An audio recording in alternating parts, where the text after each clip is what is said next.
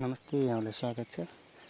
आज हामीले जेठमा बिउ राखिसकेको अवस्था छ भने यो बिउलाई चाहिँ भँगेराले तथा अन्य चराचुरुङ्गीहरूले यो बिउको दाना धानलाई एकदम खाएको हुनाले यो जुगाड चराहरू भगाउनको लागि एउटा जुगाड गरिएको छ, जसले घरै बसेर यो माथि तानेर त्यो आवाज आउँछ, जसले चरा उड्नुहुन्छ।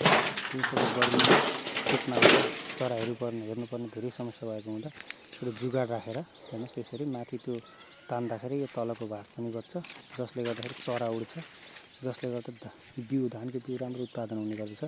विशेष गरी यो जेठको 5-6 गतेदेखि 14-15 गतेसम्म धानको बियाड तयार गरेर असारमा चाहिँ रोप्ने हिसाबले चाहिँ अहिले धानको बियाड चाहिँ व्यवस्थित गरिएको छ, जसले गर्दा चराहरूले एकदम धेरै सताएको हुनाले विगतको वर्षभन्दा यो वर्ष चराहरू धेरै धानको बियाडमा आउने हुनाले चाहिँ यो एउटा नयाँ तरिका गाउँघरमा कसरी त यो चरालाई व्यवस्थापन गर्न सकिन्छ, धान उत्पादन बढाउन सकिन्छ, धानको बियाड भनेर चाहिँ हामीले एउटा जुगाड गरेर चाहिँ हजुरले हेर्न सक्नुहुन्छ। धानको बियाड पनि यसरी राम्रो उत्पादन भएको देख्न सक्नुहुन्छ।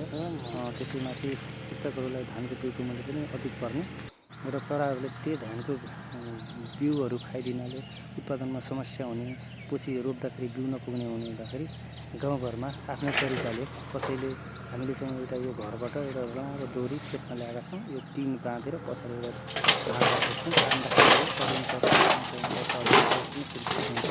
जसले गर्दाखेरि चराले खाइदिन्छ, जसले गर्दाखेरि खेतमा आएर तपाईँको दिनभरि चुरी गर्ने अवस्था पनि हुँदैन, जसले गर्दा सहज हुन्छ।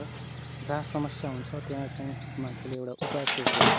त्यो उपाय अनुसार चरा भगाउनको लागि गाउँघरमा धेरै पैसा पनि खर्च गर्न नपरेको सजिलोको तरिकाको विधि अप्नाएको छ। यहाँले पनि यसो गरेर सक्नुहुन्छ।